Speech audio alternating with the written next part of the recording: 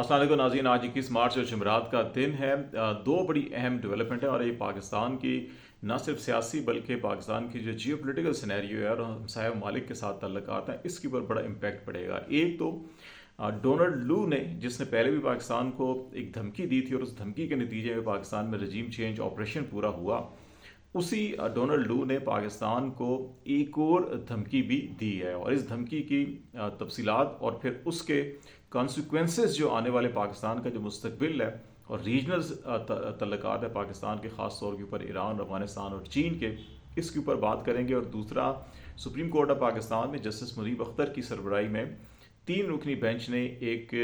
फ़ैसला जारी किया है और ये फ़ैसला बेसिकली शौकत महमूद बसरा, जो पाकिस्तान तहरीक इंसाफ के आज़ाद उम्मीदवार थे भावलपुर NA 163 से, उनके कागजात नामजदगी रिटर्निंग अफसर ने मुस्तरद कर दिए थे और उस पर एतराज़ ये लगाया था कि उनका जो बैंक अकाउंट है वो सिंगल अकाउंट नहीं बल्कि उन्होंने जॉइंट अकाउंट जो है वो इलेक्शन लड़ने के लिए फराम किया है। तो वो कागजात उनके मुस्तरद हुए, फिर वो हाई कोर्ट से मुस्तरद हुए और फिर उन्होंने उस फैसले के खिलाफ सुप्रीम कोर्ट से रजू किया था और सुप्रीम कोर्ट ने उनके कागजात नामजदगी बहाल कर दिए थे और उसका भी तहरीरी फैसला जारी किया। 11 सफ़ात पर यह मुश्तमिल है और ये 3 रुकनी bench justice Munib Akhtar, justice Shahid Waheed और इनके साथ साथ इरफान सादत खान, ये 3 जजेस पर मुश्तमिल था। फ़ैसला इरफान सादत खान ने लिखा है और तीनों ने उसको एग्री किया है और इस फैसले में बड़ी अहम नुकात उठाए गए हैं। और बेसिकली ये जो फ़ैसला है, इस फैसले ने जो सुप्रीम कोर्ट ऑफ पाकिस्तान ने PTI से इंतखाबी निशान बल्ला लिया था और उसके बाद जितने भी जो हालात हैं उस सारे के सारे फ़ैसले को उड़ा के रख दिया और इसके अंदर जो वजूहात दी गई हैं, जो लॉजिकल रीज़न दी गई हैं कि कागजात नामजदगी क्यों मुस्तरद नहीं किए जाने चाहिए, वो वजूहात जो हैं कॉन्स्टिट्यूशनल बेसिक जो ह्यूमन राइट्स हैं, जो फंडामेंटल राइट्स हैं, पॉलिटिकल राइट्स हैं और इलेक्शन लड़ने का और वोट देने का जो बुनियादी हक है, ये उसके तनाजुर के अंदर ये फ़ैसला दिया और इसके अंदर 2-3 चीज़ें बड़ी अहम कही गई हैं इस फैसले में। एक तो ये कहा गया है जी कि ये किसी भी शहरी का ये बुनियादी हक है कि वो इलेक्शन लड़े या वो इलेक्शन में लड़ने वाले अपने मर्ज़ी के उम्मीदवार को वोट दे और अगर तकनीकी बुनियाद के ऊपर किसी के उम्मीदवार के कागजात मुस्तरद किए जाएंगे या उसका पॉलिटिकल कैरियर तबाह किया जाएगा, ख़राब किया जाएगा, तो फिर ये वोट पर डाका डालने के मुतरातिब होगा। ये वर्ड यूज़ किए गए हैं इस फैसले के अंदर कि ये डाका ज़नी के मुतरादिफ होगा। और मौजूदा इलेक्शन को आपको मालूम है कि जैसे जितने भी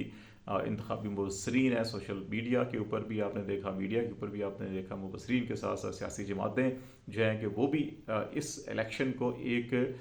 डाका ज़नी से मुतरादिफ करार दे रहे हैं। तो आज सुप्रीम कोर्ट ने भी उसके ऊपर मोहर लगा दिया और ये कहा है कि जब आप तकनीकी कोई लीगल या कॉन्स्टिट्यूशनल रीजंस के बगैर तकनीकी वजूहात क्रिएट करके अगर आप किसी को इलेक्शन से महरूम करेंगे तो ये डाका ज़नी के मुतरादिफ होगा। अब आप इससे खुद अंदाज़ा लगा सकते हैं कि इस फैसले में ये सिर्फ नहीं कहा गया कि उस उम्मीदवार के लिए ये डाका ज़नी के मुतरादिफ होगा और उसके बुनियादी हकूक़ के मुनाफी होगा, बल्कि ये कहा गया है कि उस हल्के के वोटर्स के लिए जो उसको वोट देना चाहते हैं, ये तो एक उम्मीदवार है लेकिन मुमकिन है उसके पीछे हज़ारों या लाखों वोटर्स हों जो उसको वोट देना चाहते हैं। अगर आप उस उम्मीदवार को नाअहल करार देते हैं तो फिर ये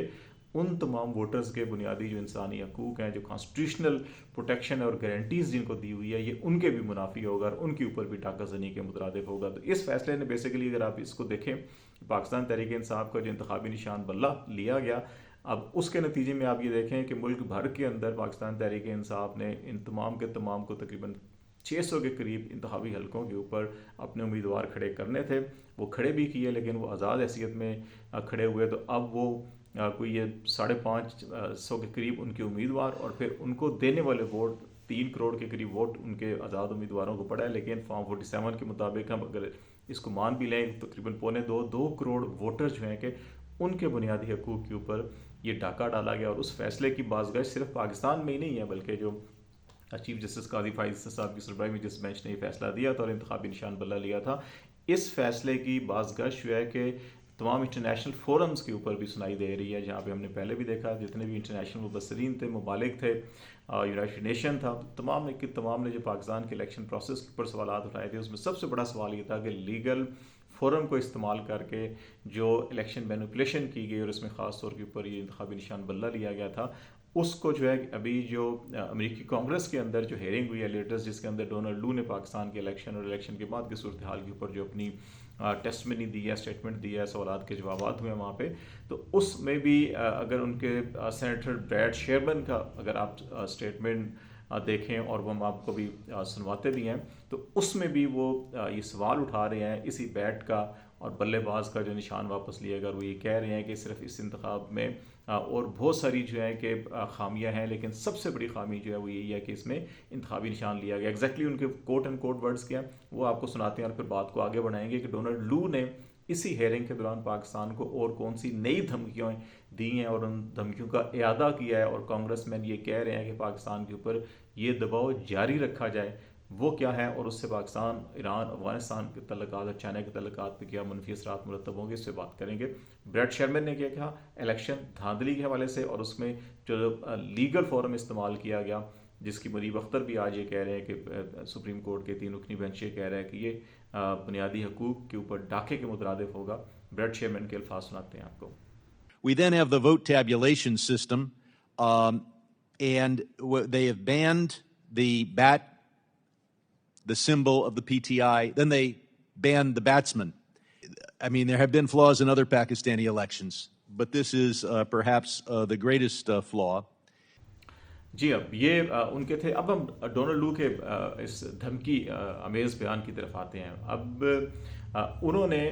پاک ایران گیس پائپ لائن کے تناظر کے اندر جو بات کی ہے، اور اس میں آپ کو معلوم ہے کہ پاکستان کے اوپر مسلسل دباؤ رہا ہے امریکہ کا کہ پاکستان ایران کے ساتھ جو ہے کہ تجارت جو ہے اور خاص طور کے یہ گیس پائپ لائن منصوبہ جو ہے اس کے اوپر کام پہ نہ کرے. ایران نے یہ گیس پائپ لائن پاکستان کے بارڈر تک بنائی ہوئی ہے. پاکستان کی طرف کام سوچتا ہے، کبھی ہوتا ہے کبھی رکتا ہے، اور یہ ہیلے بانے استعمال کیے جاتے ہیں، اور بنیادی وجہ جو ہے امریکن پابندیاں اور امریکن دباؤ ہے.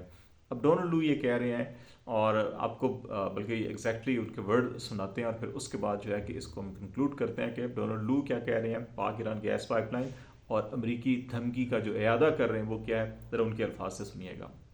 Sir, we have warned them about our red lines, legislative, but also in terms of how we cooperate with Pakistan. If they get into bed with Iran, it'll be very serious for our relationship. Okay. جی ہاں، وہ یہ کہہ رہے ہیں کہ ہم نے پاکستان کو اپنی ریڈ لائن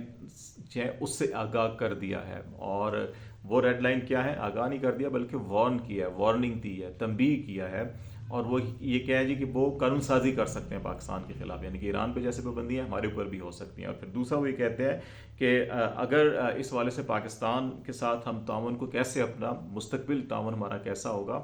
اس کا تعین بھی اس کے ساتھ ہوگا کہ وہ ایران کے ساتھ جو ہے کہ اگر وہ اس منصوبے کے ساتھ منسلک ہوتے ہیں تو پھر ہمارے جو مستقبل کے تعلقات ہیں اس کے اوپر بھی جو ہے کہ بڑے سنگین جو ہے کہ اس کے نتائج مرتب ہوں گے. اب ایگزیکٹلی اس ڈونلڈ لو کے اور اسد مجید کے سائفر کو دیکھیں تو آپ کو ایگزیکٹلی یہی ورڈز اس کے اندر بھی ملتے ہیں کہ وہ یہ کہہ رہے ہیں کہ آپ ایک عدم اعتماد کی تحریک آ رہی ہے عمران خان حکومت کے خلاف، اور اگر یہ عدم اعتماد کی تحریک منظور نہ ہوئی تو پھر دونوں ممالک کے جو ہے کہ وہ سنگین جو تعلقات کے اوپر سنگین نتائج ہوں گے اور پاکستان کو سنگین نتائج کا سامنا کرنا پڑے گا. ایگزیکٹلی یہی ورڈ جو ہے کل وہ پوری دنیا کے سامنے بیٹھ کر دہرا رہے ہیں، اور ساتھ وہ یہ کہہ رہے ہیں کہ میں نے سائفر میں اس قسم کی کوئی بات نہیں کی. تو یہ ان کا تضاد یہاں سے پکڑا جاتا ہے. اب جو ہے اب آپ کو سمجھ آ رہی ہوگی کہ پاکستان کی ویسٹرن سائڈ کے اوپر جو ایران کے ساتھ ہماری کشیدگی اس وقت چل رہی ہے، ہم افغانیوں کو نکال رہے ہیں، جس طریقے سے بہت تنقید کی جا رہی ہے پاکستان کے اندر بھی. ہم ڈیفینیٹلی یہاں سے انلیگل امیگرینٹس کو نکالنا چاہیے، تمام شہریوں کو جو پاکستان کے لیے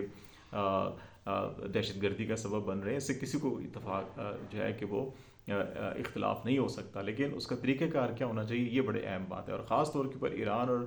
افغانستان سے جو ہمارے تاریخی تعلقات ہیں، ہمارا یہ ویسٹرن بارڈر ہمیشہ سے محفوظ سمجھا جاتا تھا، اور یہاں یہ کہا جاتا تھا کہ یہ جو سائڈ ہے یہاں پر ہمارے جتنے بھی یہ برادر دونوں اسلامی ممالک ہیں ان کے باشندے اور ہمارے قبائلی جو ہیں یہ ہماری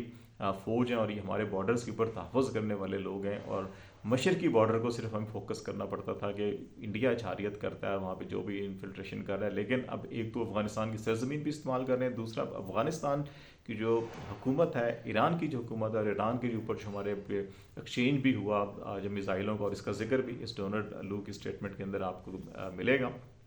اس سے اب دیکھ لیں کہ اب ہم ایسٹرن ویسٹرن دونوں سائڈ سے جو ہے ولنریبل ہوئے ہیں. ہمارے تعلقات ایران کے ساتھ، افغانستان کے ساتھ اور انڈیا کے ساتھ اگر کشیدہ ہوں گے اور چائنا کے سی پیک کے حوالے سے بھی جو ہے ڈونلڈ لو کے اس ٹیسٹ منی کے اندر آپ اگین دیکھ رہے ہیں کہ پاکستان کو محتاط رہنا چاہیے اور اتنے قرضے نہیں لینے چاہیے. پاکستان کی معیشت کے سب سے بڑا جو خطرہ وہ قرضے ہی ہیں. تو یہ ساری کی ساری انڈیکیشن اس وقت ہمیں اس ریجن سے, ان تینوں ممالک سے, جو ہمارے دوست ممالک تھے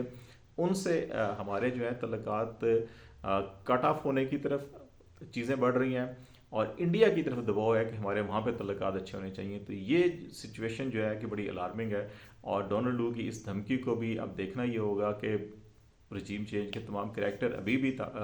پاکستان کی اقتدار کی راداریوں کے اندر انہی کا کنٹرول ہے. ابھی دیکھنا ہوگا کہ یہ دھمکی کتنی کارگر ثابت ہوتی ہے. وہ دھمکی تو عوام نے تو مسترد کر دی, لیکن اس پہ عمل ضرور ہوا تھا. لیکن ابھی دیکھنا ہوگا کہ اس معاملات پہ کیسے آگے بڑھیں گے. یہ آپ کو ہم آگاہ کرتے رہیں گے. آج تک لیے اتنا ہی. خالد جمیل کی اجازت دیجیے. اللہ حافظ.